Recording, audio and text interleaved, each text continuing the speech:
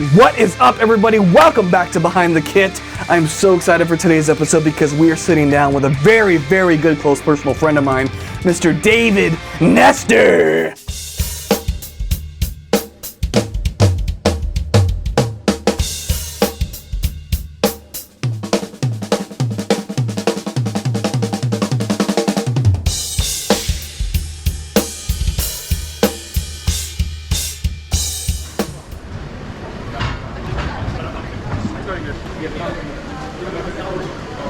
We are in New Zealand today, and we have the B-Rig drum kit.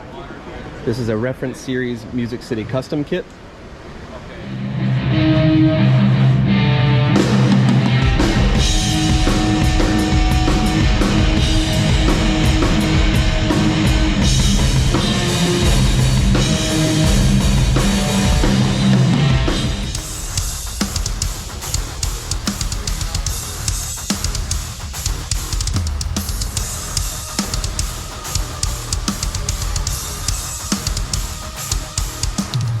Now, you may know David from his time in ENMY, but also he is the drum tech of the gods. He's out there working with Disturbed, System of a Down, Seether, all kinds of drummers out there, really making a huge difference, dialing in those drums, making everybody sound great, and teaching us along the way how to take care of drums, how to get them set up for success, and how to be professional at the same time. In this interview, we talk about his beginnings as a drummer, how he became a drum tech, his goals for the future, and so much more. So with that being said, my friends, I will shut up and stop talking, and let's get into the interview with Mr. David Nestor. All right, hello everybody. This is Kyle Smith, Arizona drummer here, and I am joined by my very good friend, Mr. David Nestor. Welcome to the channel. What's going on?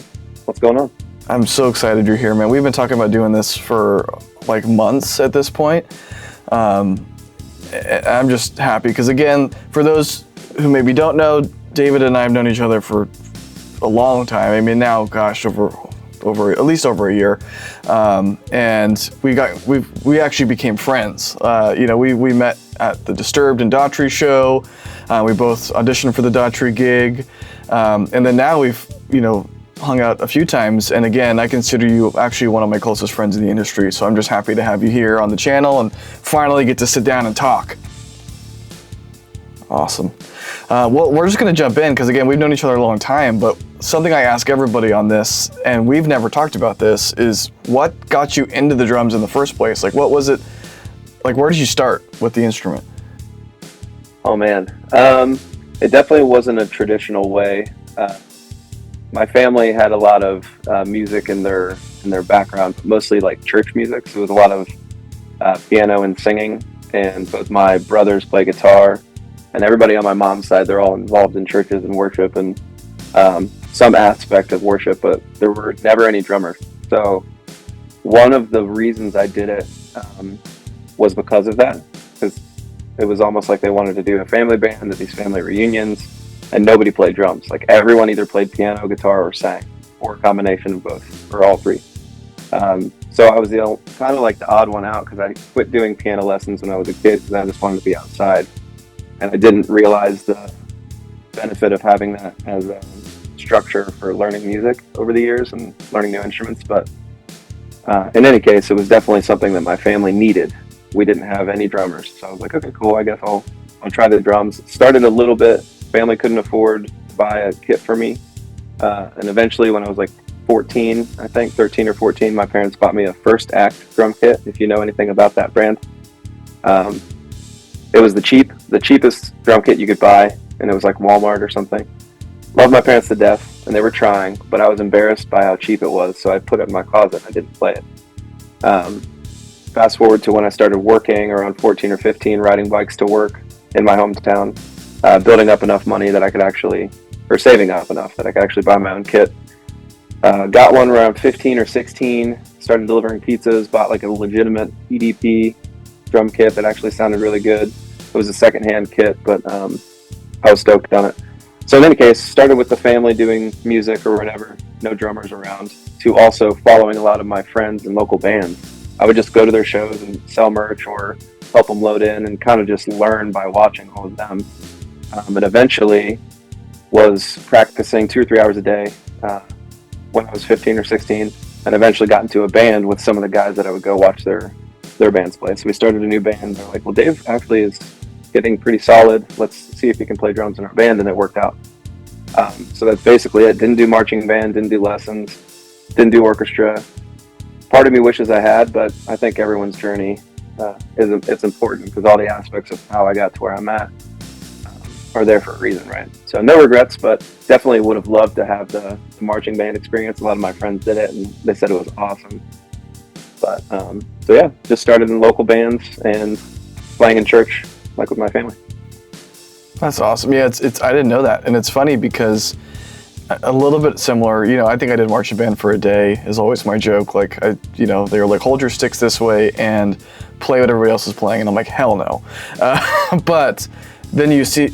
Yeah, but then you see guys like, Travis Barker and Carter Beauford, and those guys who like have those chops, and you're like, God, I wish I would have focused on my double strokes a little more. But very similar, it was different in the sense of, my family, although not very musical, just enjoy, like my sister plays, stringed instruments, and my mom did a little bit as well. It was my uncle who played guitar. And he was like, you should play guitar. You should try this. And I'm like, this is not for me. I just couldn't do it. And so my mom saw me tapping along to things. You should try drums. And of course, here we are, almost 30 years later. But same kind of thing, local bands, playing with people when you're just a little kid and learning and doing the merch stuff and going to the shows. Now you're touring the world with some of the biggest rock and metal bands in the world.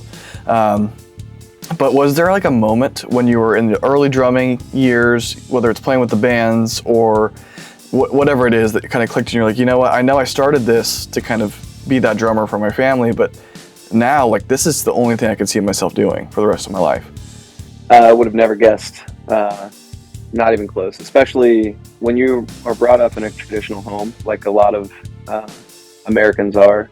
It seems to be a trend to where you are told there's a certain standard of living. So it's like you go to school, you go to college, you get married, you buy a house. After college, you find a job to be able to buy that house and, supply money and food for your family, blah, blah, blah. So not going the traditional route was definitely frowned upon to everybody that I grew up with. And the music industry is seen as something that's not like a real career path. No matter if you're working for an artist, with an artist, as the artist, nobody really sees that as a true career. So it's interesting to shed light on that, because I think there's so many opportunities in the music industry that people don't know about that I wish that they did. It's a huge and very lucrative way to make a living. You just got to be able to adapt to the travel side of things, because you travel all the time, depending on who you work for, because I was fortunate to get the Lady Gaga jazz residency in Vegas. That gig, I was drum teching for Donald Barrett, her drummer. Really cool gig, but I stayed in Vegas for, it was almost 2 months. So it really doesn't mean you're traveling all of the time. Sometimes you stay in one location depending on the gig.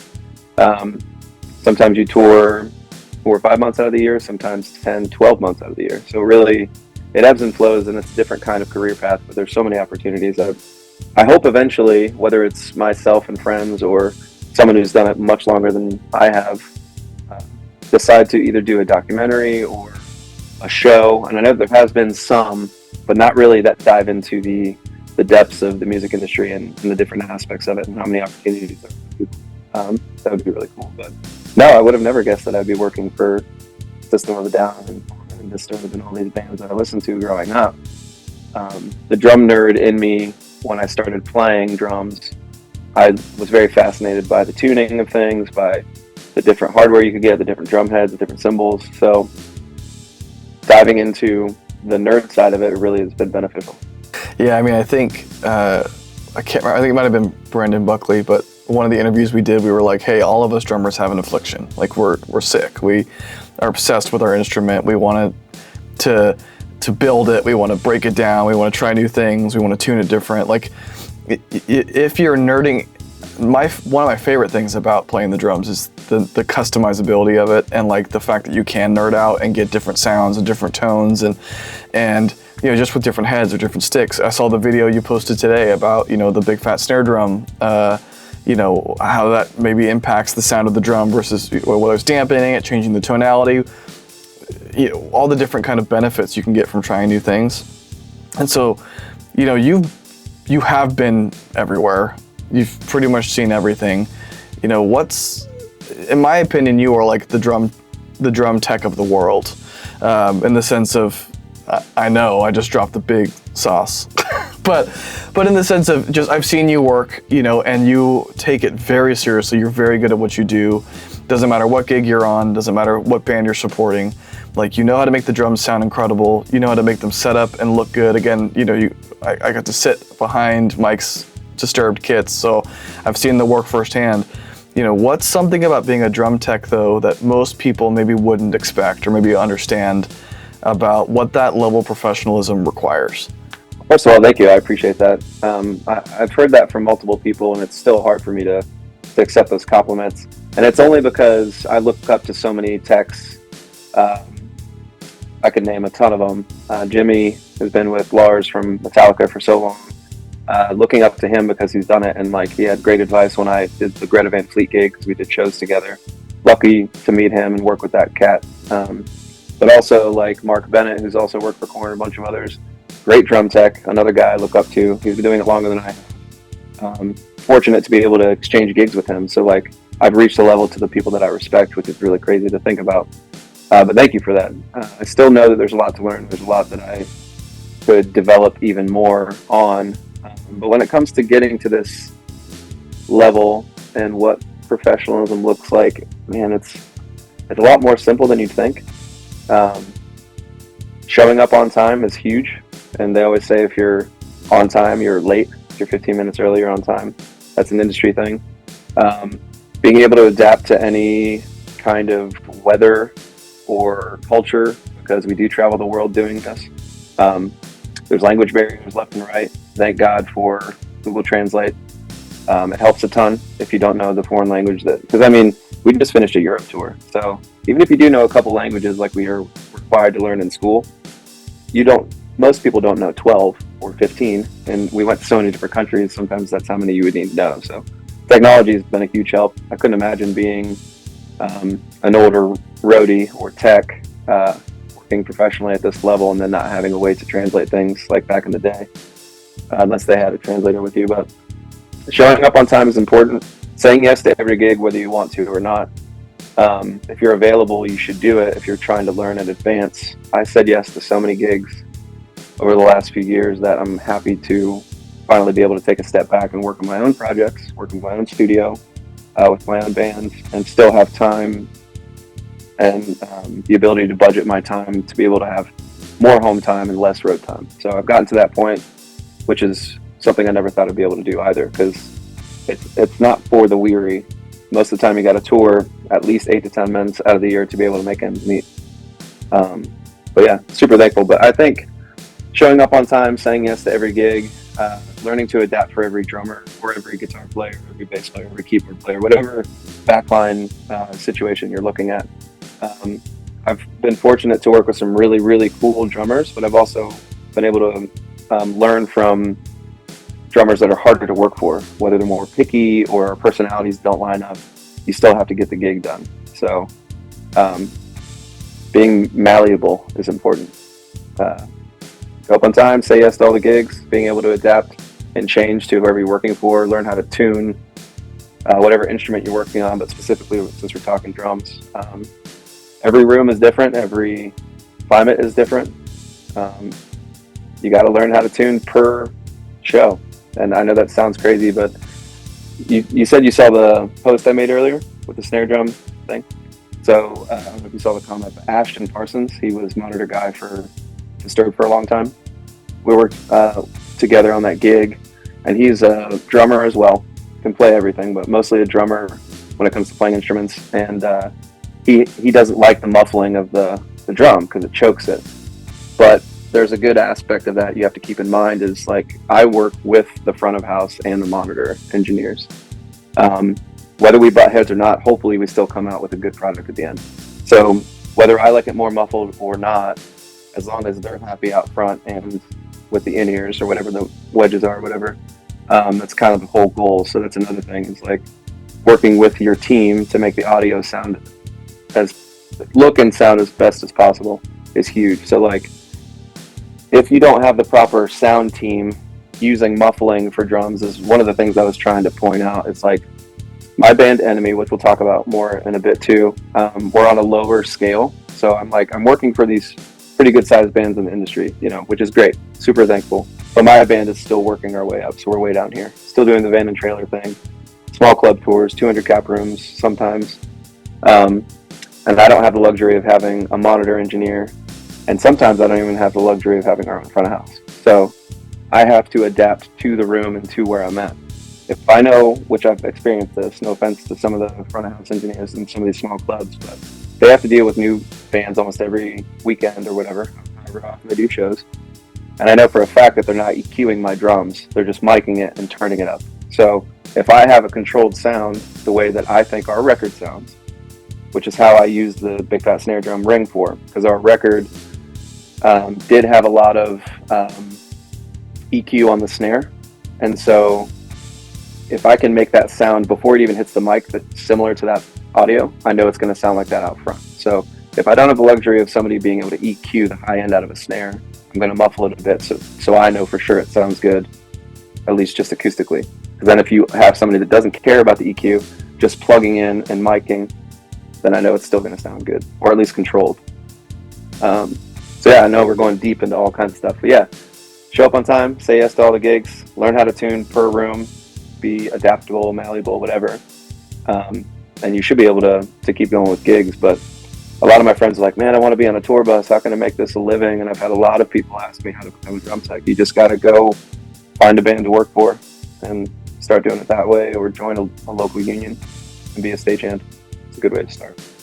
Yeah, and it's funny because you talked about something in there that I think is consistent on this channel or this series, which is talking a little bit about how, whether you're the one playing the drums or the one setting up the drums, whatever it is, you're part of a larger crew, right? You're just one piece of a giant, puzzle.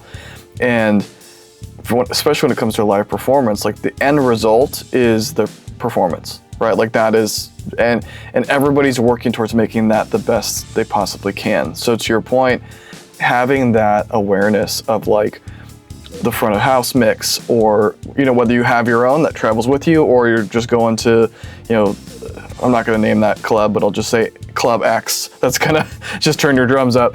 Having an understanding, like one of the things that I learned, and I'm sure you can agree with this, is like as I started doing YouTube, I started to get a better understanding of how to tune my drums for the recording versus just for my own ear, which was like, I need to understand how this is going to sound under a microphone before I even put an EQ or mixing on it.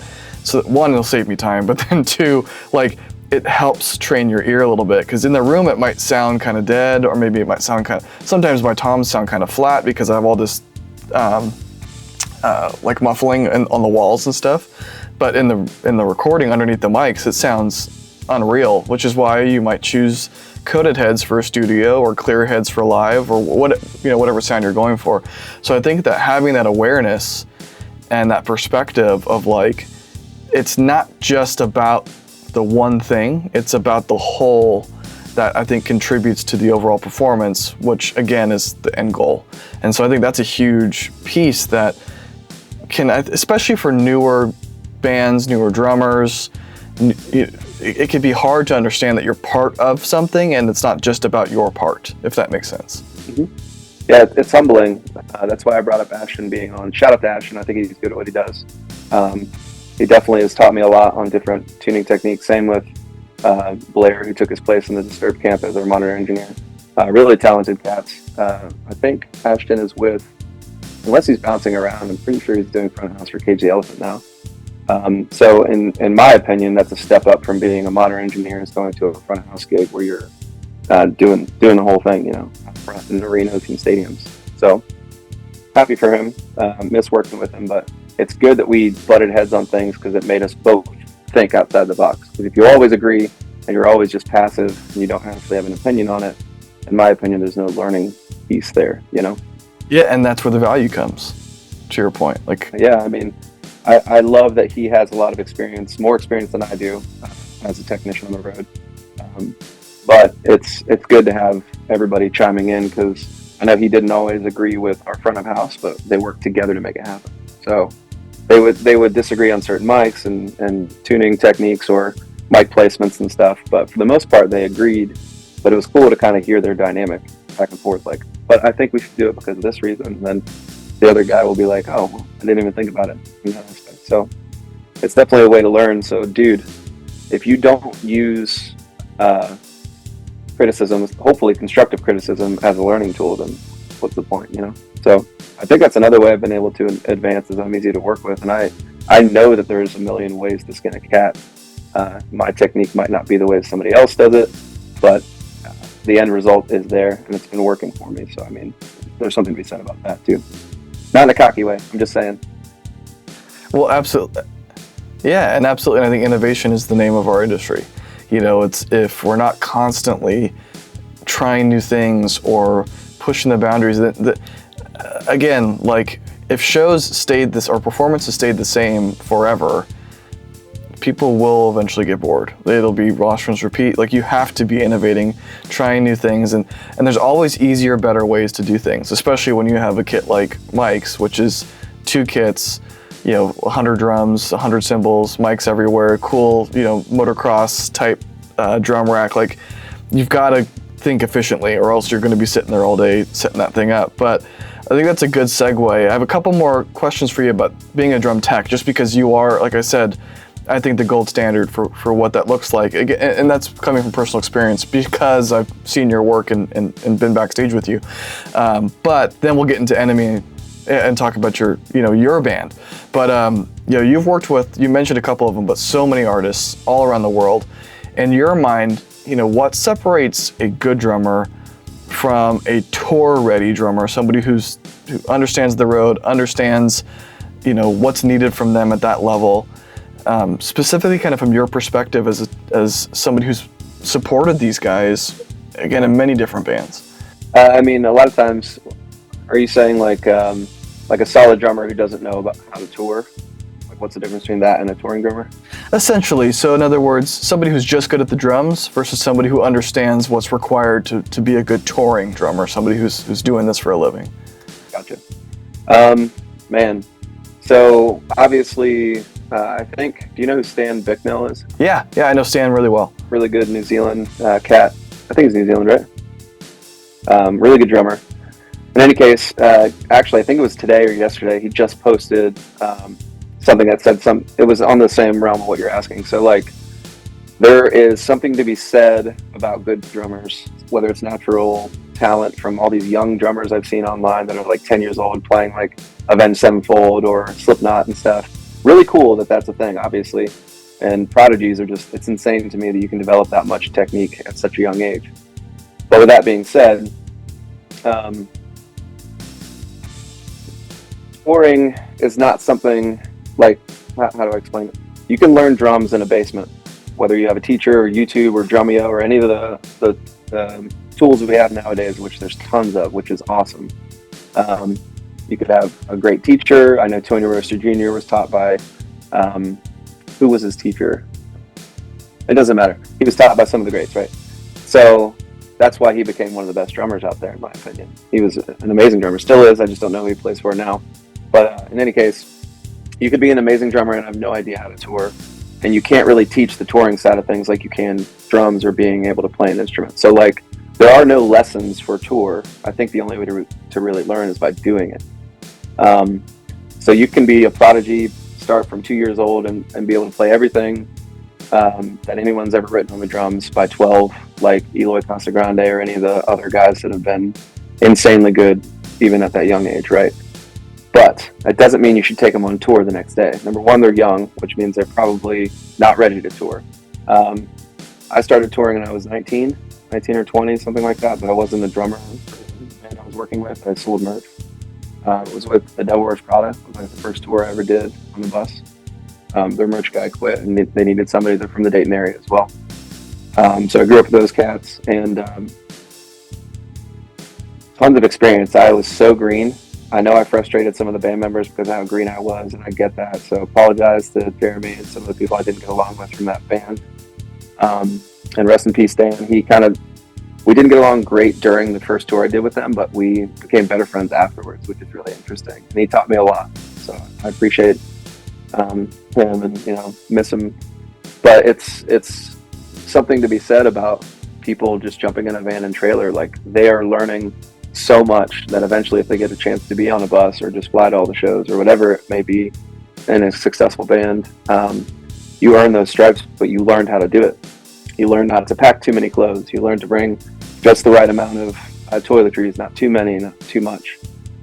You learn to bring a more minimalized kit, or maybe a setup like the one I have with my Gibraltar rack that I posted a video on recently. It's a lot more simplified than what I could do. Like, if I was in a band like Disturbed, of course I could have an elaborate drum rack that rides in a semi-truck that somebody else sets up for me. I'm not at that level with my band yet. So that's something you have to learn to do as well. People are like, oh, now that you're playing with your own band and taking a break from teching at the beginning of this year, do you have a drum tech? And I was like, no, we can't budget that yet. And I'm fine with it. I'm there for it, right? I obviously, if I can tech for other people, I can tech for myself. But learning how to be on the road, the only way to do it, in my opinion, is by being on the road. It'd be kind of cool if there was a curriculum, but I don't think that you would be able to translate some of the things that you have to experience in person. Missing a flight, figuring out how to figure that out. Getting oil spotted, which means being left at a truck stop or at a venue, or you miss bus call and they just leave without you. Bus call can mean van call too. It's just a term that means we're rolling. You got to be with the group. So those aspects of it, learning the different exchange rates for money for different countries, the different culture differences, like when to show up on time, how to say thank you. Like, there's so much to be learned on the road, and I'm still learning, and I've been doing this full time for about 10 years. So I don't know, man. It's hard to differentiate someone who knows how to tour and doesn't to the naked eye, because out in the public, no one really sees the behind the scenes of how gigs work. But I would say the ability side of things, or like a talented drummer, is only 50%, if not less, than what you need to have personality-wise to be able to tour. So it's crazy that that's the case, but you can't just be a prodigy and then play for anybody. Well, it's funny because, that's the consistent message on this channel and on this series is like, you have to be good just to be in the conversation. So it's like, take all that out, right? Like, if you can't play the drums, nobody cares. I shouldn't say that, but like, you're not in the conversation of even going out on to support an artist or to do those things. So I agree with you though. Like, you have to be good. You have to do the work. You have to know how to play the drums, of course. But I agree. I saw Stan's posts, and there's the good hang aspect, but then there's just like the professionalism part of it, of like recognizing. And again, I don't care if you're a guitar player, a singer, a drummer, a member of the crew. I don't care who you are. Recognizing that you again are part of that team, and you have to do your part to the best of your ability. And I love what you said about the kit thing as well, because when I was younger, I'm 19, 20 years old, going off and doing tours with my band, and I've got a double bass kit with 3 rack toms, 2 floor toms, a pearl rack, 20 cymbals, and we're tiny. We have like almost no revenue coming in. Half of the van is my drum set, and they're like, can we go down to 1 kick? I'm like, never. When you're young, you just don't, and you haven't done it before, you just don't know. And then you go out and you tour, and you're like, okay, now when I tour, I rarely bring my own kit. I just use whatever kit's there. Or if I do, it's a kick, a snare, and a tom, a rack tom, a floor tom, and maybe a couple crashes and a ride and a hi-hat. Especially, when I was touring with Zombeast before I left, we used to joke all the time that, we toured the United States and Europe. I played my own drums, I think, at 2 shows. I think every other show I either used backline stuff or, whatever. I brought my own cymbals and stuff, of course. And there was the funniest version of that, actually. It was we played a show in Austin, Texas, and I flew in, and all I had with me was a fanny pack and like a pair of sticks, or like a bundle of sticks, like my stick bag, and that was it. Luckily, the guys drove up and they brought my cymbals. But the point is, I flew in with like a drumstick bag, and I left with a drumstick bag. Like, that was the whole thing. But to your point, like, you have to to be able to, I think, remain professional even when it sucks. And like, you know, a good example of that, I'll just tell you one quick story. You know, we played a show in Leipzig, Germany, and we had to be back at Dusseldorf Airport that same day, pretty much. So we finished, we loaded up the van, we got everything done at like 1 in the morning. Our flight left at like 7 in the morning.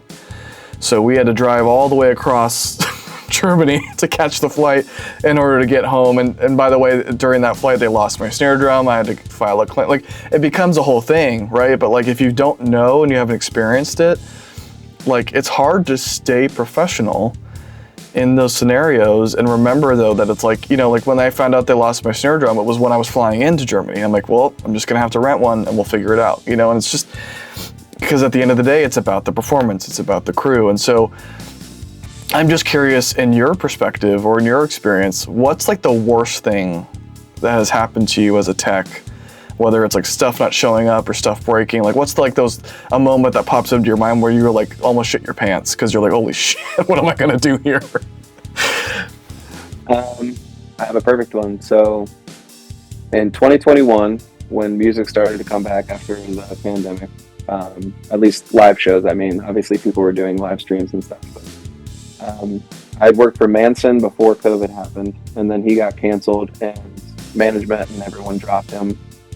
So we all kind of lost that gig. So the production manager called me and said, it's official, his label dropped him, and you guys can look up that whole story. It was a crazy thing that happened with Prevail Manson.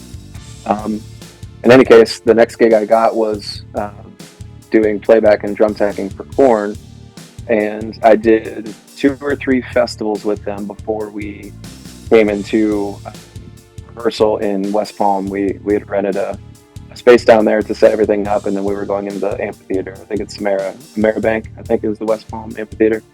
That's where we were going to do our rehearsal and our first show of that tour. So it was a shed tour or an amphitheater tour. And after doing those 2 or 3 one-off shows for those festivals and going to their Bakersfield warehouse before any of that happened to meet their old drum tech and kind of get the lay of the land, because it still kind of managed their warehouse for them. After all of that, I felt pretty comfortable with the gig. Most of the kit lived on a riser, so that helped a ton. It made it easier for me to not have to worry about the setup, just check all of the clamps and everything, check measurements, redo drum heads, or change drum heads, tuning, all that stuff. So made it somewhat easy. The problem was, we came into West Palm Beach the night before our rehearsal day, and we are going to be going in at 7 a.m. to set up the next day, doing like pre-production with all the lights and all the automation and playback and everything. My production manager calls me. This is, I think, 11:30, 12. He said, hey man, I just texted you a couple pictures. You need to be aware what you're coming into tomorrow, but the semi had an accident.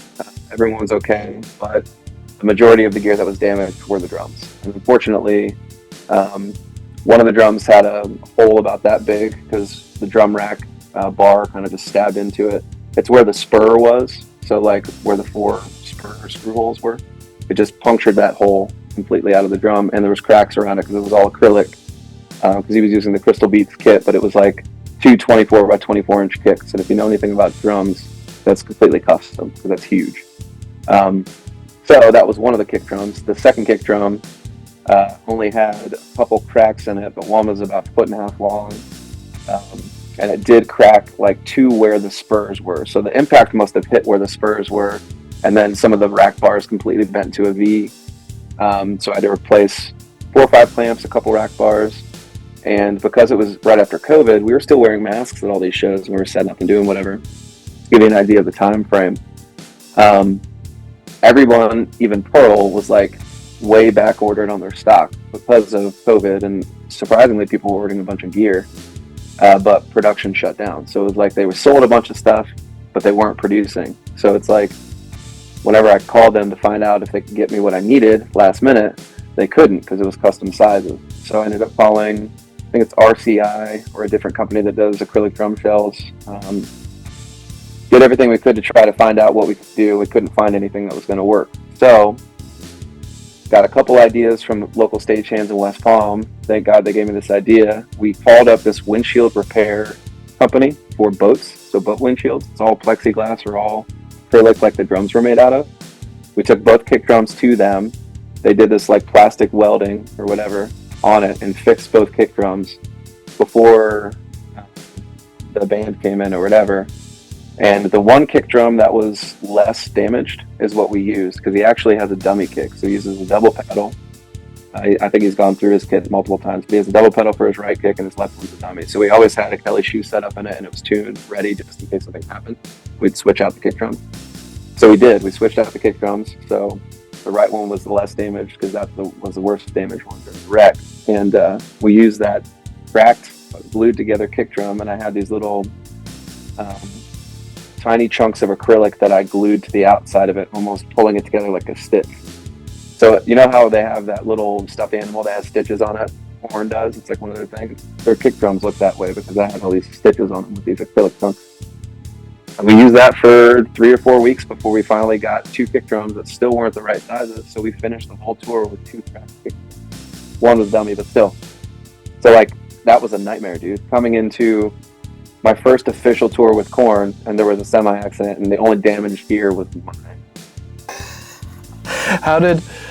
How did Ray react to that? Just because obviously it's nobody's fault, it just happened. But like, I'm just curious because he seems like such a good sport that he's like, whatever, like we fixed it, we'll make it happen. But I can imagine he was like, dude, these are my drums. Like this sucks. Yeah, he wasn't happy, but he was happy with how quickly we were able to try to suss out how to fix it. I mean, we even looked online to try to find used acrylic kick drums to replace them, but nobody had those sizes. So a lot of my friends were hitting me up because word spread throughout the camp, and production manager, guitar techs, everybody was texting their friends to see if they could help us, like try to figure out what to do to fix it. So everyone jumped in, which was cool. So this is the first time I actually talked to Nick Engel, who got me the gig with Disturbed. He was a stage manager, but he was their old drum tech. He called me, he had a couple ideas. I talked to a bunch of other people that I met down the road, ironically enough, that were friends with our production manager, Paul, who I work with again now. I worked with him on Korn, Greta Van Fleet, and now with System of a Down. So it's been cool working with him again. But yeah, man, that was a nightmare. Could you imagine getting a call from a production manager? You still have to be in at 7 a.m. tomorrow, but here's pictures of your damaged gear. Good luck. Yeah, figure it out. Was 2 days before the band was going to show up. You know what I mean? So it's a bit of a nightmare. So I had to take the shells to this place. They fixed it. The second day I had to go back and pick them up, set those back up, and we were also rebuilding the playback rig, which is a whole nother nightmare that I shouldn't have been involved in because I don't build playback rigs. But I was also new to the camp, wanted to prove that I could do it, or wanted to prove that I was worth keeping. So I did everything I could to try to help them rebuild it, and it was just stress after stress. That was a hard gig. Well, yeah, and talk about, you know, as far as like bands, like Korn's one of the biggest bands in the world. Take rock and metal out of it, just one of the biggest bands in the world. Ray also is probably, in my opinion, one of the most popular drummers in the world, just on his own. So like, God, yeah, talk about stress, but like goes back to what you were talking about. Like, shit happens, and you just gotta figure it out. Like, especially on the road, like you can't control. Like that was a car accident, broke the drums. We got to figure it out. We got to make it happen. But God, yeah, I'd be shitting my pants if I got that call. I'd be like, Ray, can you use wood drums? I mean, he would have for sure. We would have figured it out. Luckily, he is one of the coolest guys. So having it be him compared to, I'm not going to name names, but there probably would have been other people that wouldn't have handled it as well as he did. He was super chill about it. So yeah. Every time I see those guys, I usually am able to have a good conversation, give him a hug. It's good to see him. Everybody in the band, especially Ray, because I work directly for him, but Monkey, JD, Ed, Raw, they're always super nice. Whenever Raw knows that I'm on a festival, even if he's not on my same stage, the bass player, he'll come and find me, give me a big hug, ask how I am. Like, super nice people, man. So I was thankful for my time with that camp, and still friends with the majority of the crew. And then I'm working with some of the crew that left that camp around the same time I did, so it works out.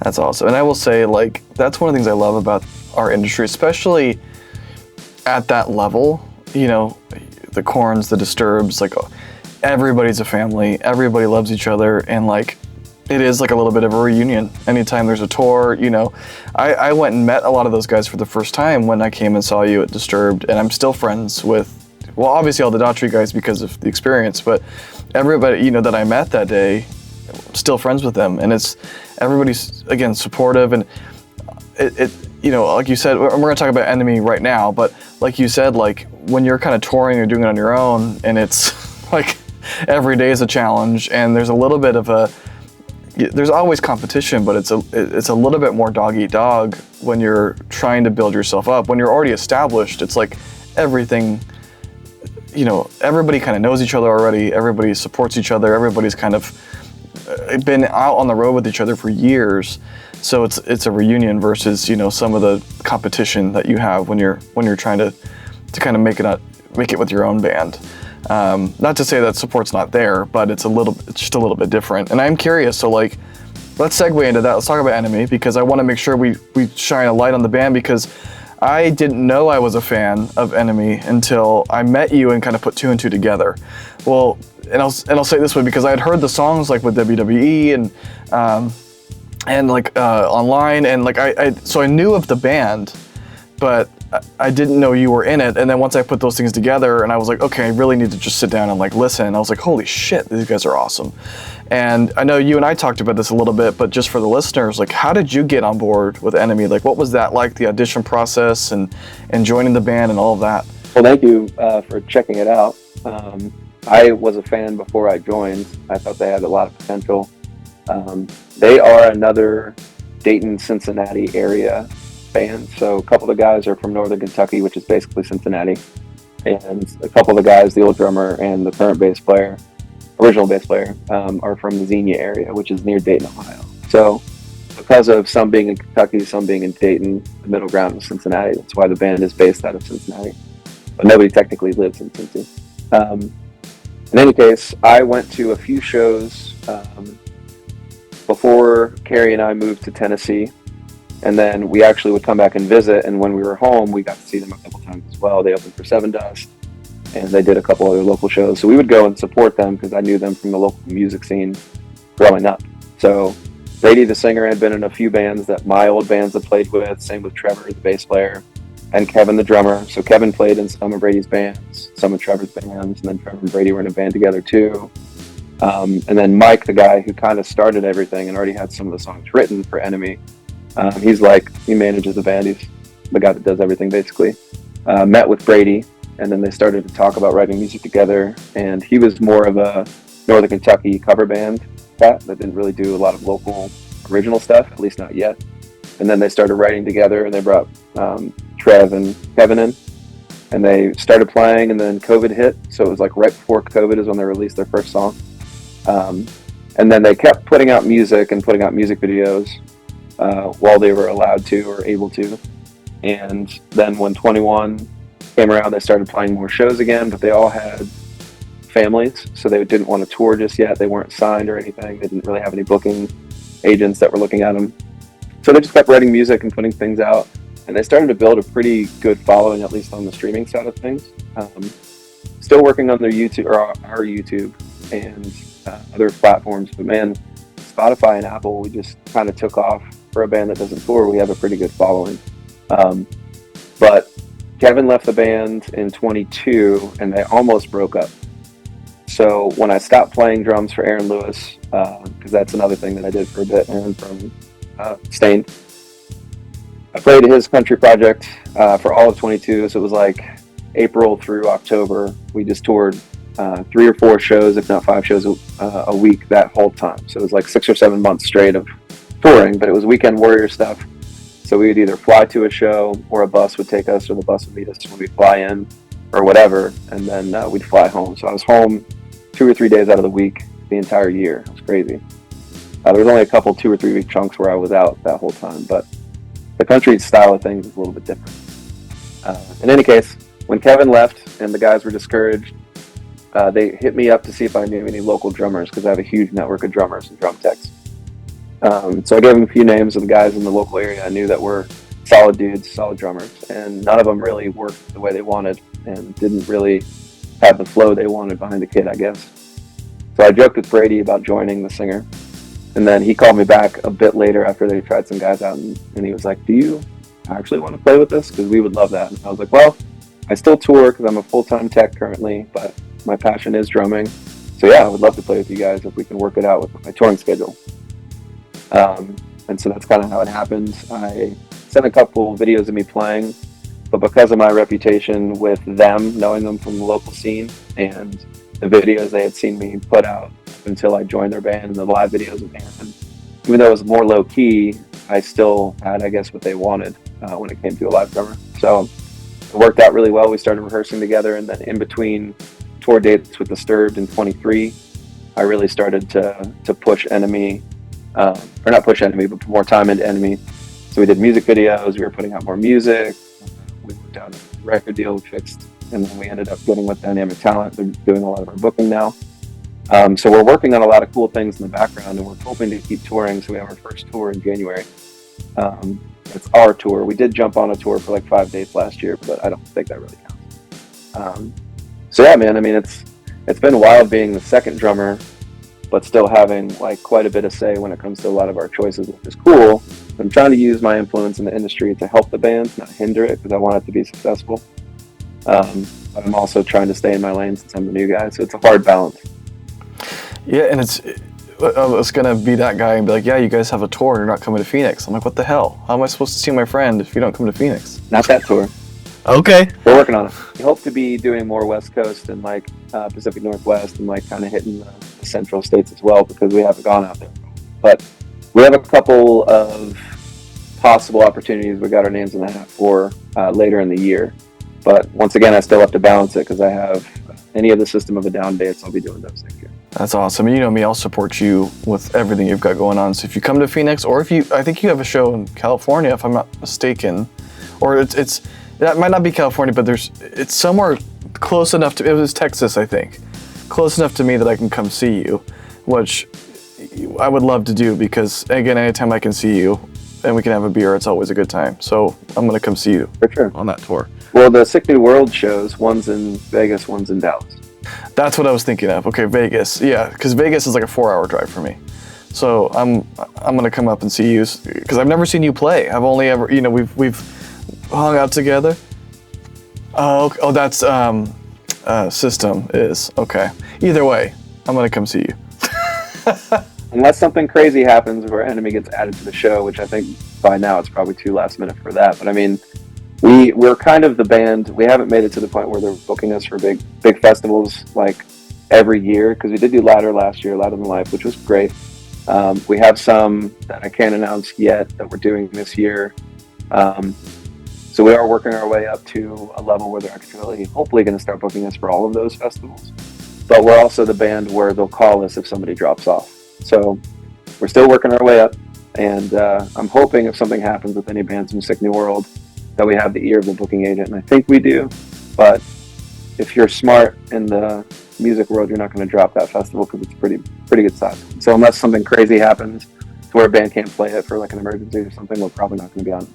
But it's possible. It's just not likely.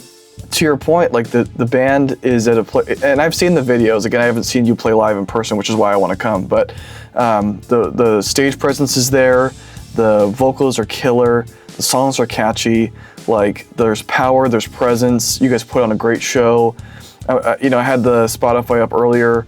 I think it's Clarity. It's like almost 11 million streams, and that's 2024, I believe, is when that album came out. Maybe. Yeah, that song I think was the first one they released, though. But still, I mean, it's been out of the funk. Yeah, you look at that album though, and like every song has has several million streams on it.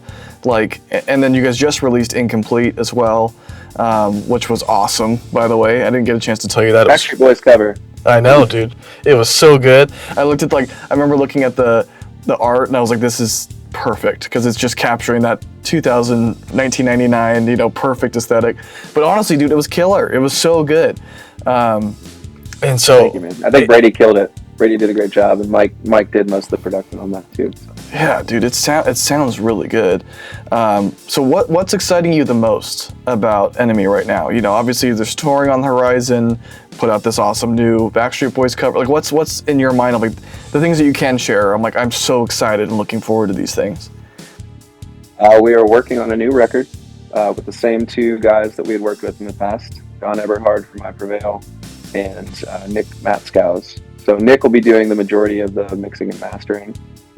John does a lot more of the production, and he does help write some of the stuff as well. So we usually come to him with a song that's the majority of the way finished, and he'll help us and give us ideas on how to make it better or to change it in a way that could be a little bit more fan friendly compared to, because a lot of times we write things that we think are stick, but doesn't mean it's going to sell well, you know, because it is a business, whether people want to admit it or not. When you're in a band, you do have to keep in mind that you do want to be able to sell your product. So you want to do what you love, and I think art is important to be able to express yourself in whatever capability that you can, but we're also trying to run it as a business and be able to be full-time musicians eventually. So it's good to have an outside perspective like John help us write a lot of that stuff.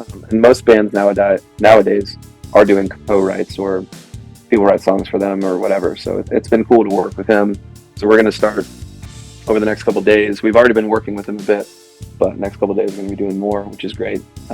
So yeah, next year we plan on having a whole new record finished. And I can't give you a date yet, but I know it's going to be done sometime next year. Hopefully our first single will be released before the middle of the year. But fingers crossed that all that goes well. So far, a lot of the songs that Trev and Mike have been writing, because Trevor, our bass player, does a lot of the writing as well. He has his own recording setup, and he's actually a guitar player by trade. He doesn't play bass primarily, but he's learned bass a lot, because I think you can ask the guys when you see them in person, but I'm pretty sure originally they were going to have Trevor be guitar player number 2 and have a bass player come in. But they decided instead of that, he'll help record and write, but he'll do bass live. So it's been a cool way to adapt, and I respect Trevor for that. Plus he does a lot of the backup vocals and screams. And he has the most energy on stage out of anybody in the band. So he is a vital part of the band when it comes to the writing and our live stage presence and our personality, because he's just one hilarious human. But yeah, I think looking forward to this next record is one of the biggest things, but also seeing the fact that we are getting on the road. We're starting to get some miles behind us. Getting more attention because of that in the world of music is what you need to do. So because of the way that music is digitally nowadays, it's not like you could sell 1 million records and live off of it. So we've not sold 1 million records, by the way. But it'd be cool to have that opportunity, but it's just not the way it used to be. So you have to get on the road, you have to get to know people. And we're finally doing it. So I'm hoping in between working with System of a Down that I'm really just going to be doing ENMY stuff, running drums, touring, promoting, shooting music videos, doing what we can to make it. That's so awesome, dude. And for what it's worth, which might not be anything, I'm very proud of all the hard work, because I see it, dude. Like, this podcast Behind the Kid is you know, more about like the professional side of things and how we can give back, but like on a personal note between the two of us, like I see the hard work that you put in, and I see you juggle, and I know how much you've invested in the band and in your own playing and your goals, and it's infectious to see somebody work so hard and see their goals coming to fruition. And like, you are, you know, again, like I said at the beginning of this, probably one of my best friends in the industry. So to see you succeeding and getting out there and touring and connecting with the fans, like you could probably see it. I'm getting teary just talking about it, because I'm just so excited for you. Because it's like, you know, I just saw you. We were at Music City Drum Show together. I drank too much, but we had a good time. And I'm just kidding. But you know, we were talking about it then, like the things that you guys were getting stood up, and the things you were working on. You were talking about the studio, which I know we're getting close on time, but we have to talk about so many other things. But you know, we were talking about building the studio. Perfect, because I'm going to take advantage. But you know, like we talked about the studio, you hadn't even started it yet, and now it's like on the heels of being completed. we talked about getting more tour setup for ENMY, and now there's tour setup and there's stuff in the works that, again, we could talk more about later. Got a new album coming.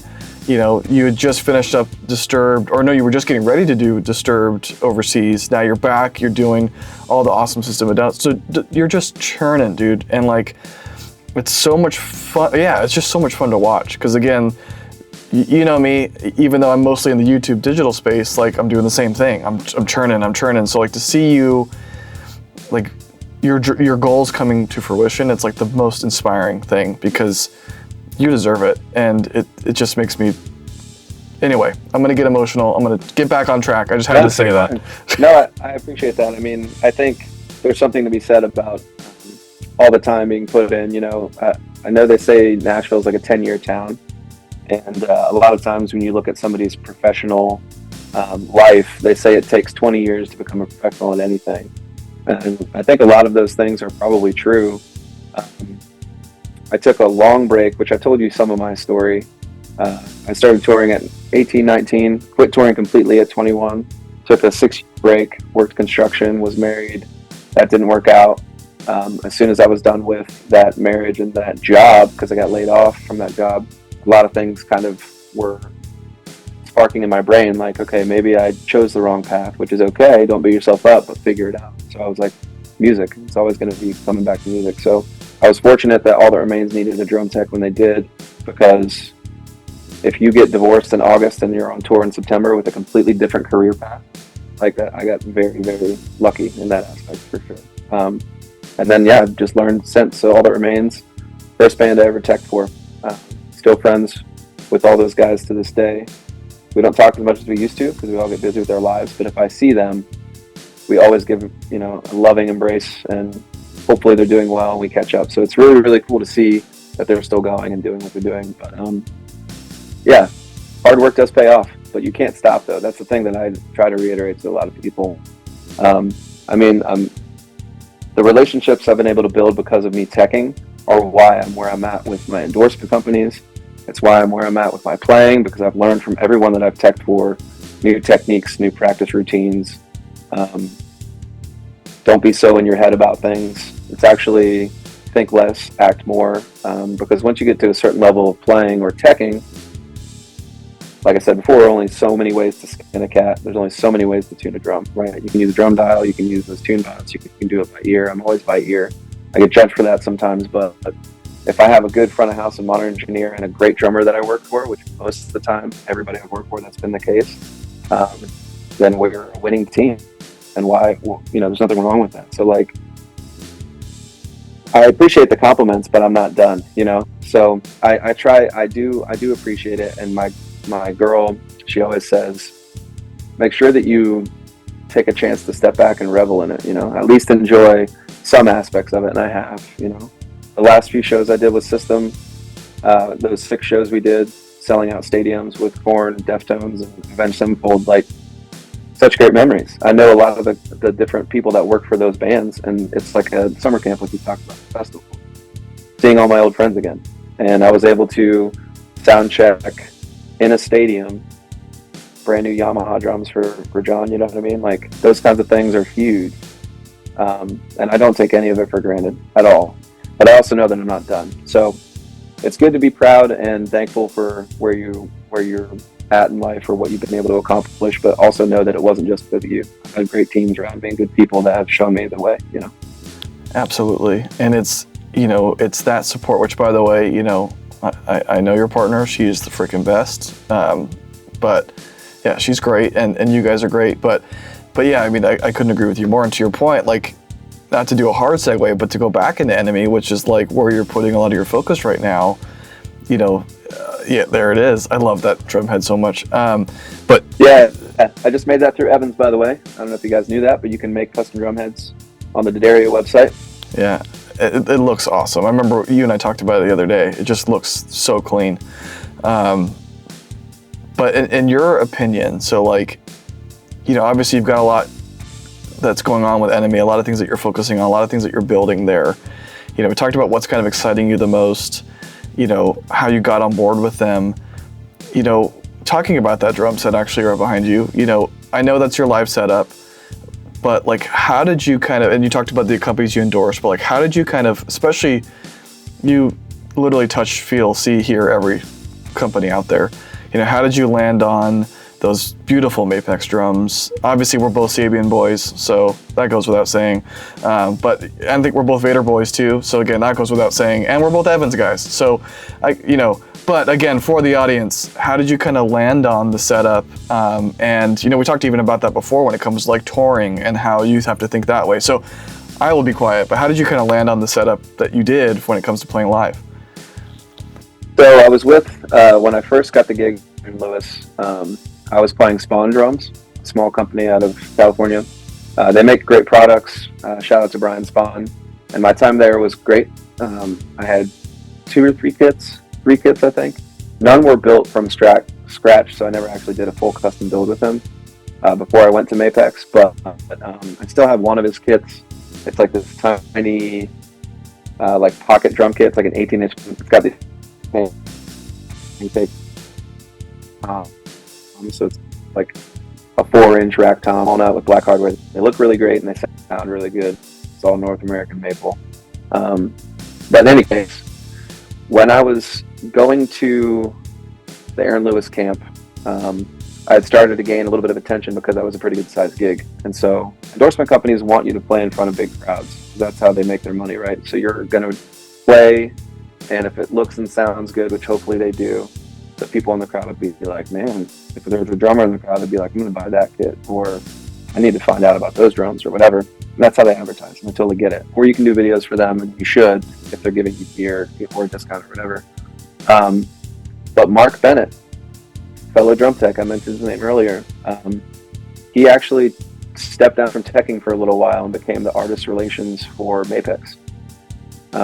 And when that happened, he brought over Cody from Jelly Roll.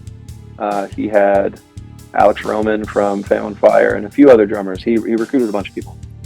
And I was included in that group. He was like, man, I would love to have you come over. I was like, my contract with Spawn is up. And I would love to come to a company like yours. And Mapex is a big name. I thought it would be good for my career as a drummer. So that's kind of how that started. And then when I went and met Mark and Jeff Mulvihill and a few of the guys at Mapex, I was like, sick. This actually feels like a good family. And seeing and hearing their newer Mapex Saturn Evolution kit, that's what I have here. Their hybrid shells are similar to the Yamaha hybrid shells that I'm working with John from System now. But this is a maple walnut hybrid, and I know they have a bunch of different wood mixes you can choose from. But I just love how easy it is to tune, and they're road ready.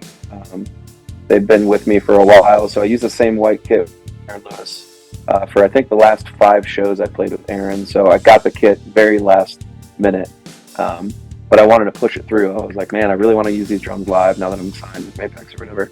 So Mark made it happen, got it all delivered, and it was seriously like the same day I got the boxes, I drove to the semi-truck and changed out my drums from the Spawn drums to these drums. Didn't even put new heads on them because I didn't have time because they were shipping out, and then I flew out that night to meet the bus the next day for our next gig or whatever. That was another gig where I was teching myself, just because we only had one backline dude, and he mostly focused on Aaron. So the majority of Aaron's band, we just took care of ourselves. But in any case, that's how I started with Mapex. And I don't actually have an endorsement with Evans. I will hopefully eventually, but I'm thankful for their products. Anyway, I'm going to use them no matter what. I've used all the drum heads, you're right. It's been a fortunate life in the drumming world because I check a lot of different drummers and drums, from metal to acrylic to wood to all the different kinds of cymbal brands, all the different drum head brands, all the stick brands.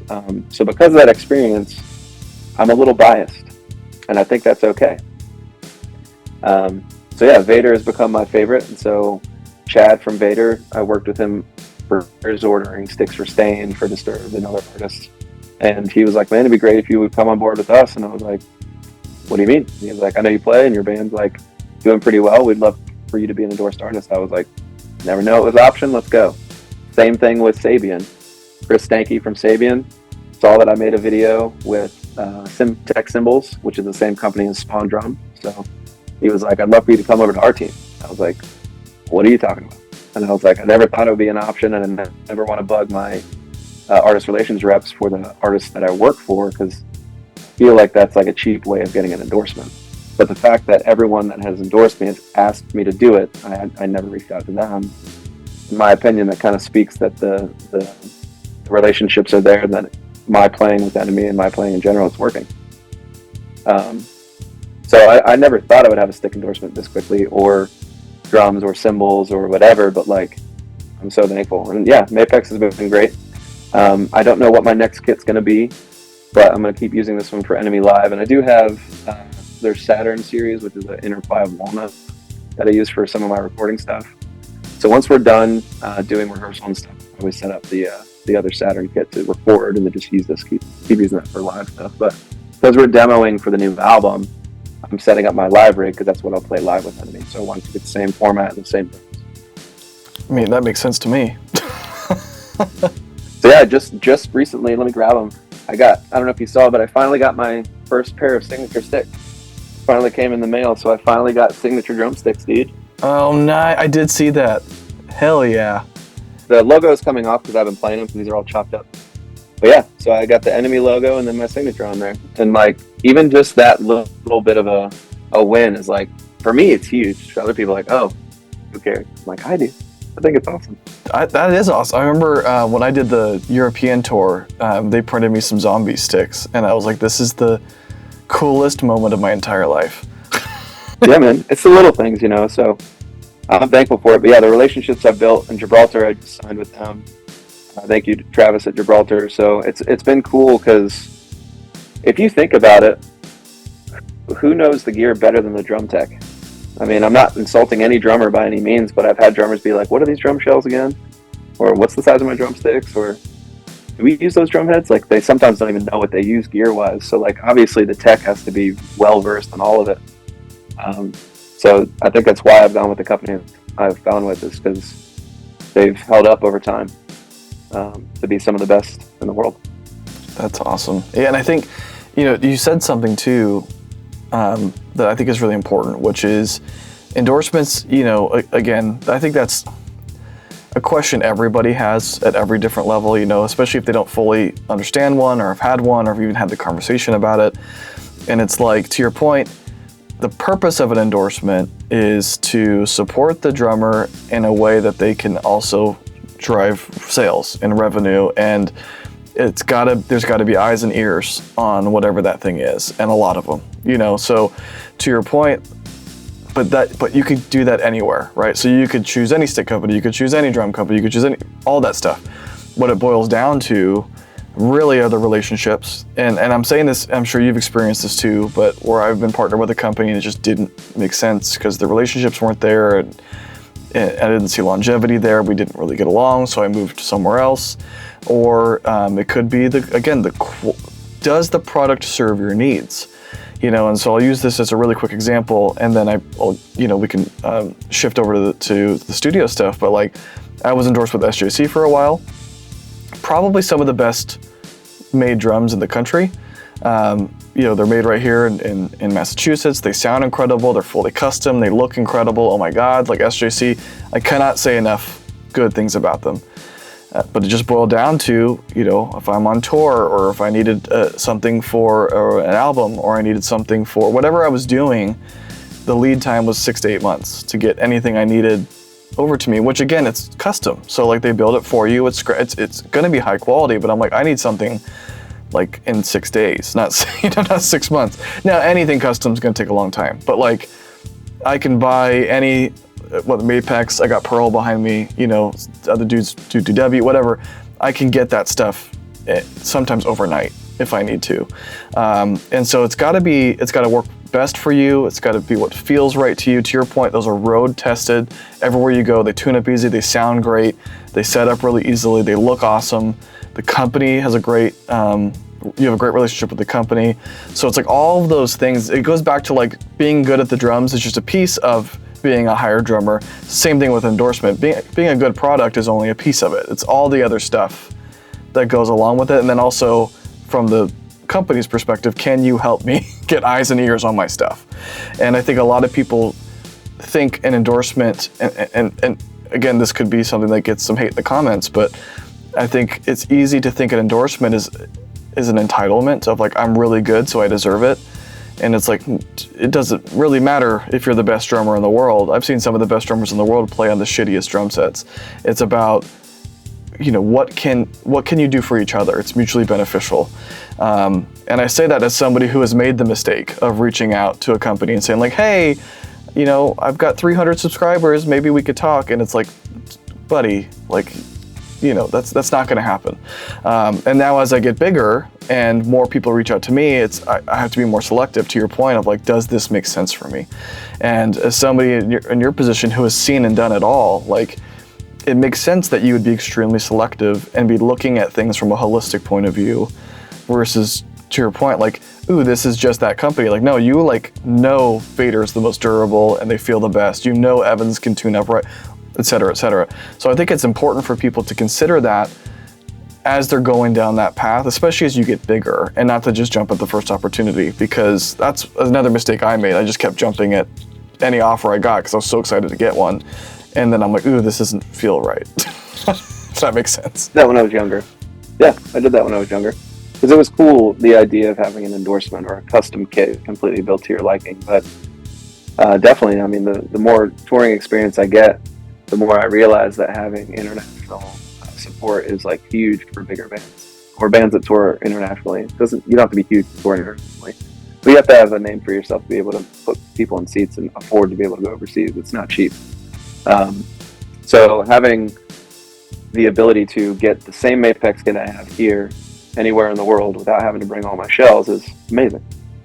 Same with the cymbals, same with the pedals, same with the hardware. Yeah, right. I could build this exact thing and have a Europe rig without having to bring anything over here at all, except maybe sticks, but I could just have Vader send them there.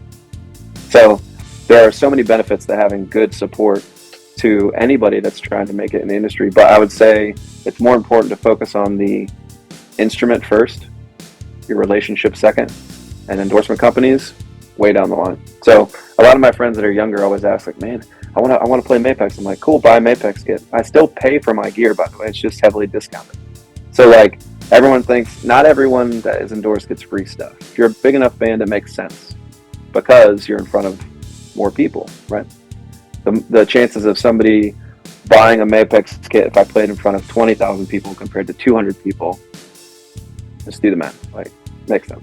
Exactly, and I'll just second that. Every endorsement I have, I'm not getting that gear for free. I'm paying some type of discount, depending on whatever it is, and that it's a support system, right? And it's like, to your point, like the guys who are getting stuff for free are like, playing to sold out stadiums and tens of thousands of people, sometimes even more.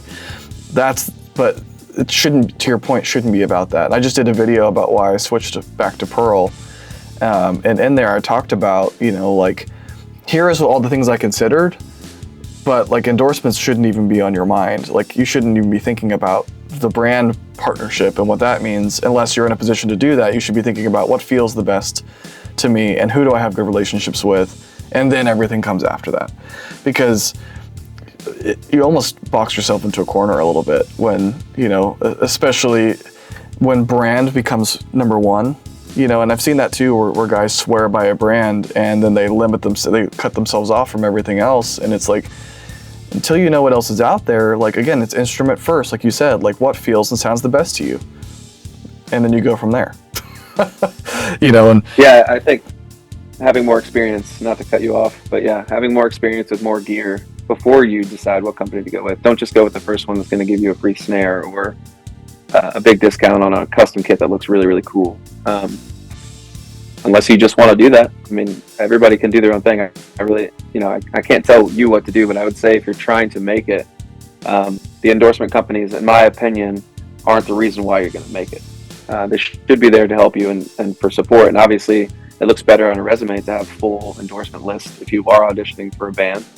I'm not going to say that doesn't help, but it's not the priority, I wouldn't say. I would say your personality and your ability or your training that you put in to the instrument are more important than having 80 endorsements. Yeah, and it goes back to like, can I get the job done regardless? right? Like back to what we talked about, the broken acrylic drums and all the other shit we've talked about. Can I get the job done? Because again, I'm a piece of a whole, and whether I'm endorsed by X company or not, or whether I get a 50% discount or 100%, whatever, it doesn't matter. Can I perform my duties, play the songs, and connect with the audience? Cool, we're in. Like, and I'll tell you, to your point, like when I was younger, I didn't get that. But now being back in the industry, especially being older, because again, similar story, I put the sticks away for, you know, I shouldn't say away, but I stopped doing it professionally for 10, 15, 11 years. And then came back, of course, with COVID, just like, you know, the situation you had. But, and, you know, coming back in my 30s, focusing on relationships and just being grateful for being in the same room and having conversations and connecting over our shared love of music. And that's way more important to me than anything else. All the other stuff is just cherry on top. And then of course, screaming at the camera. That's also another thing I like to be able to do. But speaking of screaming at the camera or just content in general, I know we're a little bit over. I'm gonna keep pushing a little bit because I cannot not talk about the studio. So we got together at Arizona, a Music City Drum Show, and you know, we were watching the Yamaha event, and that's when you kind of shared with me, hey, when I get home, I'm going to start building this. And I watched the series. You know, I watched your YouTube series where you did, you know, epoxied the floor and you prepped the walls and you know, did all the electric. I mean, you built this thing like top to bottom. So like, walk me through the vision for it, the process of building it, and kind of what you hope to achieve now that you have it. Okay. So I didn't build it from the ground up. I will make sure that people know that part of it. So when my girlfriend and I moved back to Ohio, we sold our house in Tennessee, and we were looking for property here in Ohio near where both of our families live. And we live out in the country, which we both wanted, which helps not only for if I'm too loud with my music, but also just to be able to decompress, because when you tour for a living, I'm in big cities around tons of people all the time. So it's nice to come home to a quiet town. It's one of the reasons we moved home, besides just being closer to family. The whole idea of this was when we bought a property, I wanted to make sure there was at least a barn or a second garage so I can have a studio, because we lived in Tennessee. If you do follow my page, I did build a small drum shed down there. It was like a 12 by 20. And after I insulated and added soundproofing and stuff to the inside, it was probably more like 11 by 19, because I did about a foot of extra walls for soundproofing.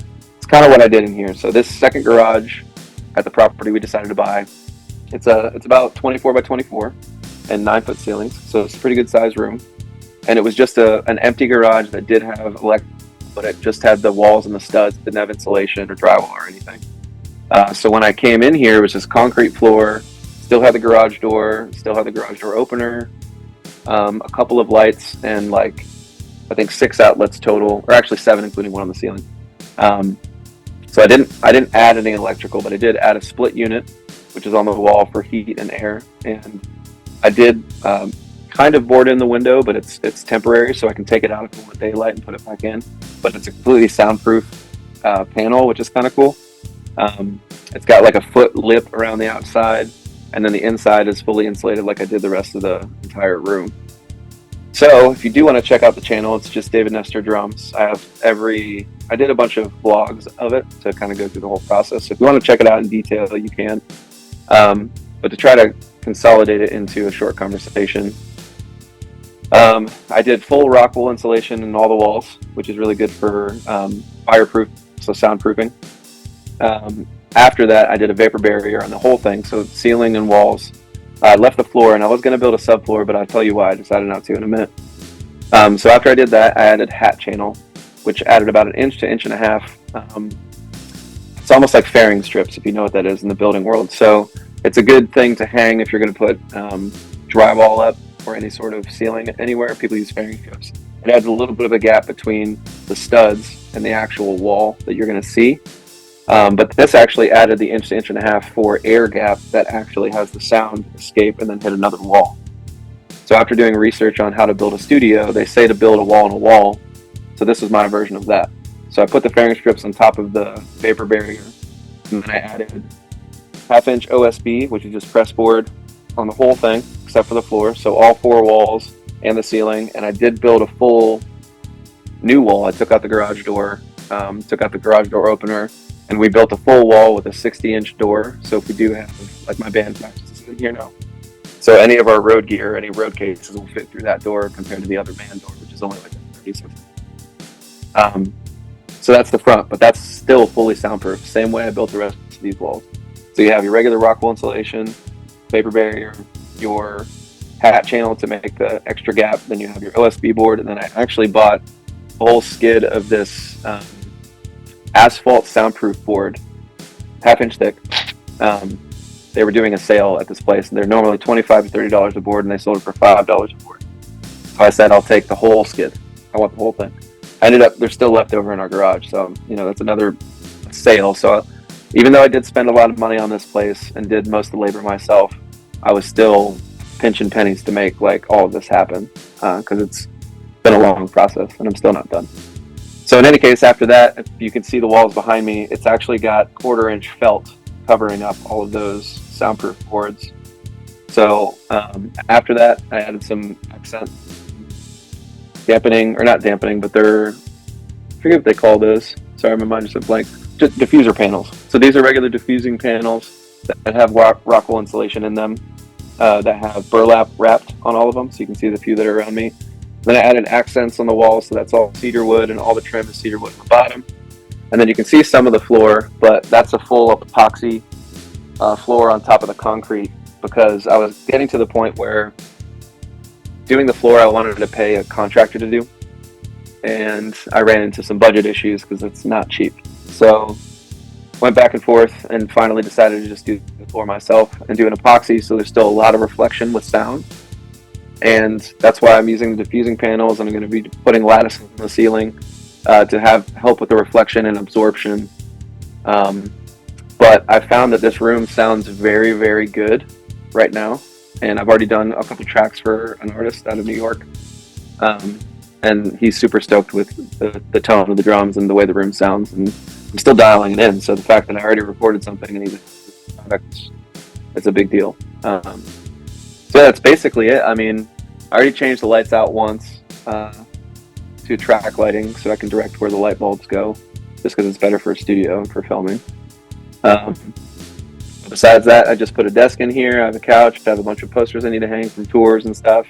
It's going to be a lot more homey and relaxed in here. But I mean, basically what's behind me will stay pretty similar. I think in the spring I'm going to build a bunch more of diffusers with the leftover cedar wood that I have from all this trim, because there's a bunch of chunks. I'm just going to make my own designs and make my own wood diffusers instead of buying them, because I have the woods. Why not? Yeah, man. I mean, it's come a long way. So this is technically studio or drum room, whatever you want to call it, number 3 that I've built since Carrie and I have been together. So I've learned a lot from mistakes of the past. So This is what you're looking at. So yeah, I mean, hopefully I'll be doing some drum videos here. I know I'm lacking on that in the last year or so when it comes to like covers or studio videos, but I've been a little bit busy. Just a little busy. It looks incredible. That was the first thing I said when you joined the call. I was like, oh my God, the studio looks so good. And guys, if you're listening to this, watching this, whatever, go watch the YouTube series. It's one, extremely informative if you want to build your own, but then 2, it's just fun to watch. It's like a cool I don't know about other drummers, but like and maybe it's just because I'm a dad or what, but like I love home DIY stuff. I love like construction videos, building things, and so like it's that plus drums plus my friend. So it's like all the stuff I'm interested in. So I might be biased, but I thought it was really, really cool. And I did something similar. I'm gonna keep this brief because I could sit here and talk forever. I did something similar at my last house. I built something in my garage, but it was just a small standard 2-car garage.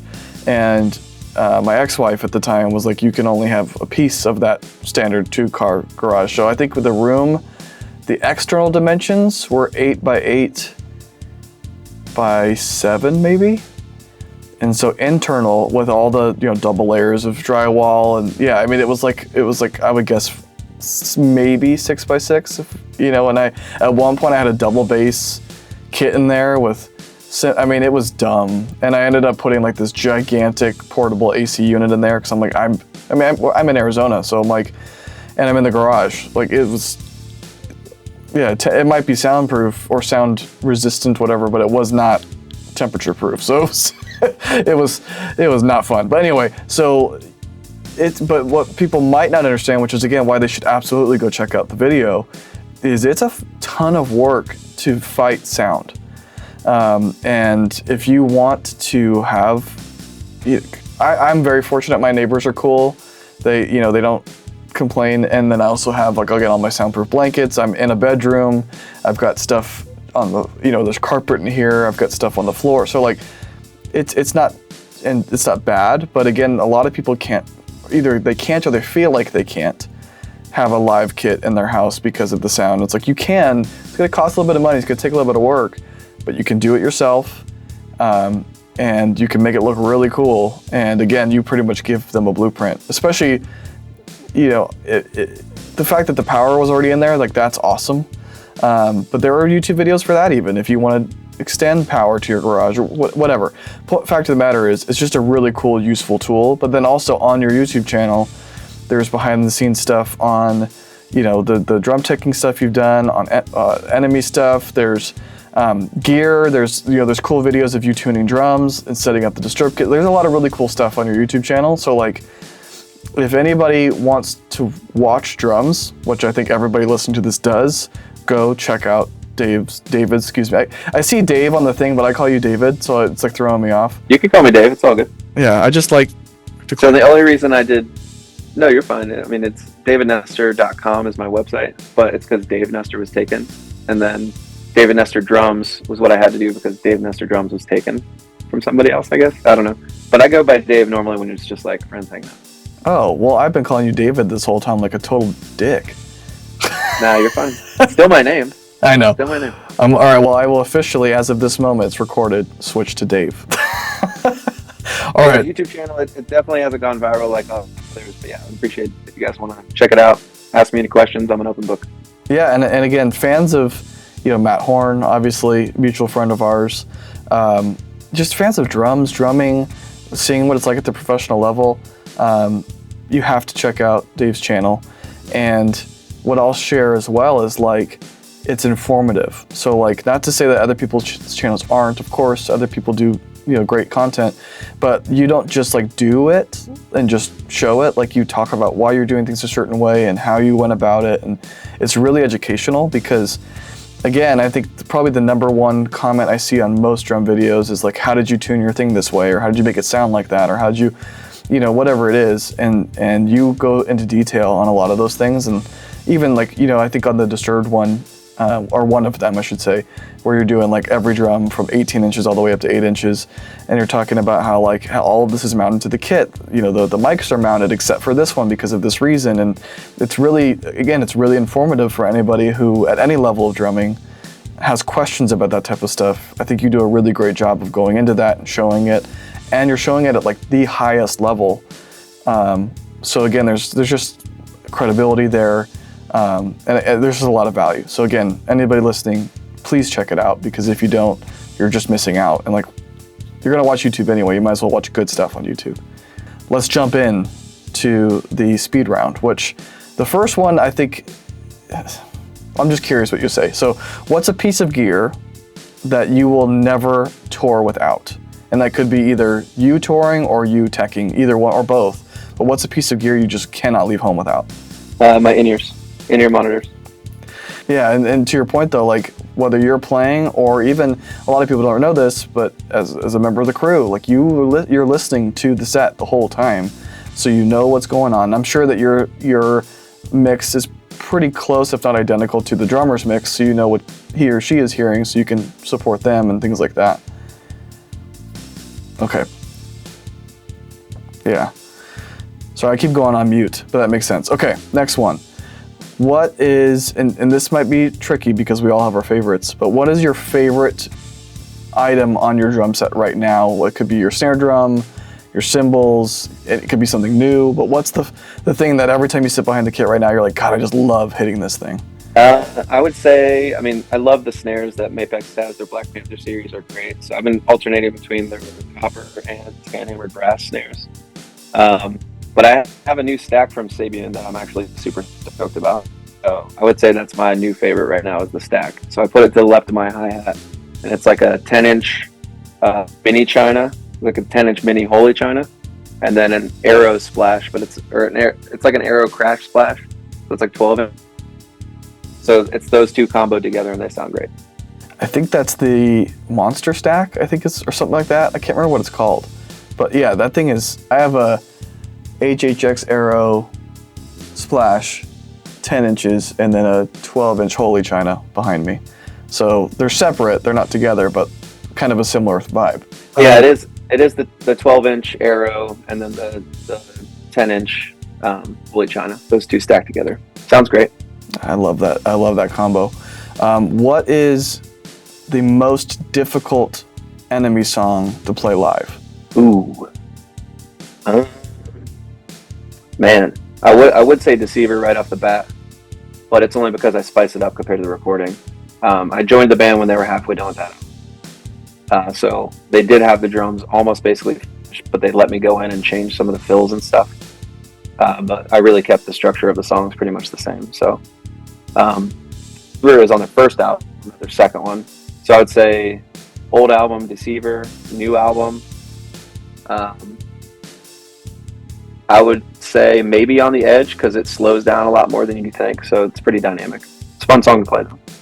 So that brings us to the next question. What is your favorite ENMY song to play live? Maybe Deceiver. Or Our Demise. Those are about even to me. Yeah, those are both 6 songs. Now, if you could tech for anyone, dead or alive, any artist, who would be at the top of your list?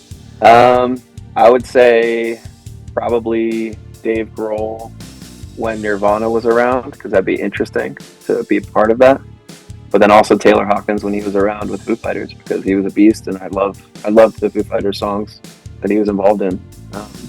Killer drummers, but neither are possible, so I guess that's why I would choose those, you know what I mean? But that's just on the rock side of things. I mean, I could go into hours and hours of this answer. I would love to drum tech for Chris Coleman, because he's one of my favorite drummers. I would drum tech for Thomas Long, another one of my favorite drummers. But just to keep it simple, Dave Grohl, Taylor Hawkins, and then maybe Muse. Yeah, those would all be sick drummers. I mean, Foo Fighters, Slipknot was like my favorite band growing up, but Foo Fighters has been my favorite band up until recently. Not to get off topic, but Mammoth is right now currently my favorite band. They are just unreal. Yeah, sorry, just sharing. But just, I love it. Anyway, okay, last quick question. If you were to look at your whole experience, right, from leaving the road at 18, 19 years old to today, and you had to sum up all of that into, 1 or 2 words, what are the first words that come to your mind? Unreal would be a big one. Unreal and then grateful. Unreal that it's possible for a young kid from Cedarville, Ohio to be able to work for some of the biggest bands in the world and be told that it's not the route that you should go and that the music industry is not a real career path and that you're not following the traditional path, so you're going to fail. When I quit college, I got shunned and made fun of by tons of people. And a lot of those people try to reach out to me now and congratulate me and let me know how proud they are. But I know that it's all facade. So besides that, I would say grateful, because a lot of people don't think that second chances are real, but when I quit the industry, I thought I wouldn't be able to have a second chance. And I was able to have a second chance, and now between teching and my band ENMY and playing for Aaron Lewis and being able to have a studio to record in, like living the actual dream, eventually being just the drummer, not a tech as well, will be the ultimate dream. Be able to pay all the bills and retire by doing that. I'm going to keep tech until I make that happen. So grateful and unreal. I love that. And, I couldn't agree with you more, especially as someone who also had to give it up and has come back. And, and come back and just met with open arms and great experiences, great relationships. And I can't remember who said this, but an employed drummer is a drummer who doesn't quit, right? And so it's, to your point, even if we took a break, it's probably a better way to say it. We both took breaks and now we're back. As long as you keep working, you never stop. But also the word you used in there of grateful, gratitude, that's the piece, especially when you're younger, of course, but that's the piece that gets missed every time. And so I know you personally, so I know how hard you work. I know how grateful you are. I know how much you appreciate every opportunity you get. And I know that the people who listen to this are going to get that from you as well, because again, you are a testament to, if you don't quit, you keep working, you bust your ass, you are a good, I don't like the phrase good hang because it just sounds insincere, but you know what I mean. Like, you're a good hang, you're good to hang out with, you're good to talk to, you're a good friend. Again, anytime I text you or reach out, within seconds, if not maybe a few minutes, we're back and forth. You're just a good guy. And when it came to season 2 of Behind the Kit, and we tried to do this before, but again, between both of our schedules, it was nuts. But when it came to season 2 and I started to kind of reach out to folks again, you were the first person that I reached out to, not only because you're my friend, but because you exemplify what this series is all about, which is you have to do the work, and there are certain skills and mindsets you need to have to do this thing professionally, of course. But what you exemplify is the never give up attitude, the willingness to, push yourself and to work hard, but also to not burn those bridges, right? You build the bridges, you build the relationships, you're focused on lifting other people up. Like, that's what this whole thing is about. And so you were like a no-brainer as someone I wanted to have on for season 2, because 1, you have a unique perspective, but then 2, I just think people can learn a lot from your experience and from what you've gone through, and you're just getting started. Like, yeah, the tech stuff, you're kicking ass and taking names and you're the guy, but ENMY's about to, I think 2026 is going to be the year that just people go, oh shit, we've been sleeping on this, and it's gonna blow up. So anyway, I'll get off my sappy speech here, but I just think it's important that people recognize how your story can inspire them and help them with whatever it is that they're maybe going through or struggling right now. Yeah, I appreciate that. I think it's true. I mean, it's good to have perspective, and sometimes age is the thing that lends a hand to perspective. But I've also met a lot of younger cats that are early in the industry that already idea or a grasp on it, which is really cool to see. Gives me hope, that the future generation isn't screwed, or at least not screwed in some ways. Because in other ways, I have a 13-year-old. We could sit here and talk about the future generations for another hour. With that being said, I will not hold you hostage, but I do want to give you the floor. So this is the part where we do the hot ones type thing. We only have one camera, but we do the hot ones thing where the floor is yours. What do you want to share? What do you want to let the audience know about that they should pay attention to, should follow, should check out?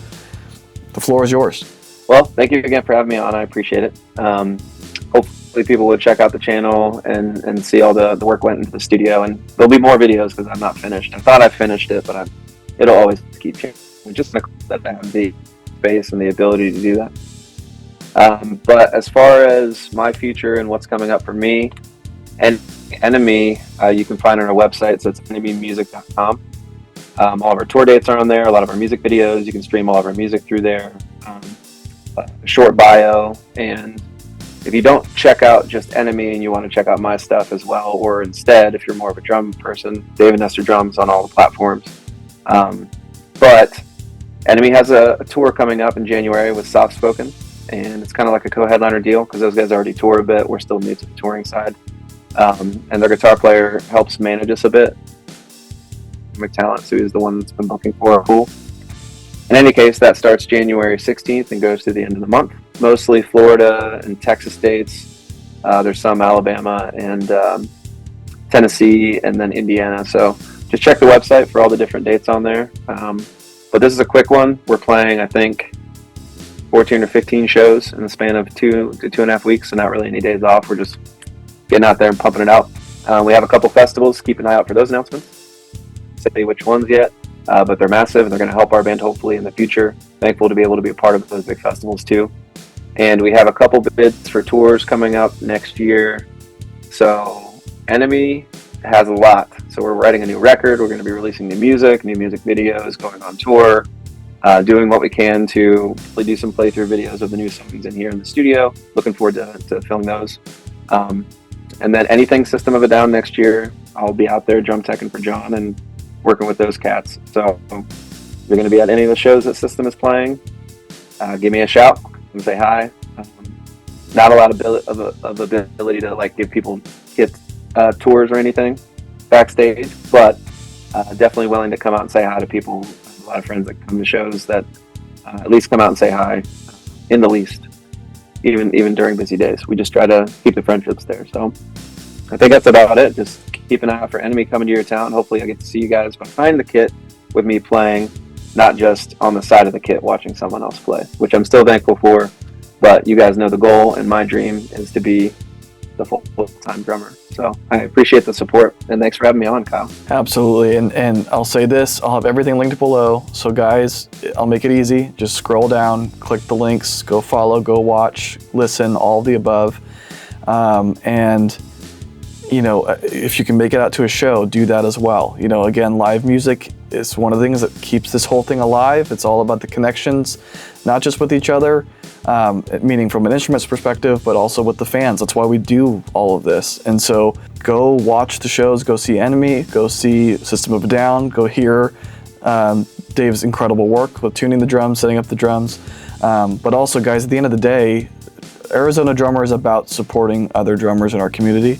We're all drummers. Let's lift each other up. And yeah, all I'll say is just thank you again for making the time, for going over, and for helping, you know, provide support, education, and stories, right, to the folks who listen. So, Dave, as always, again, you're my friend.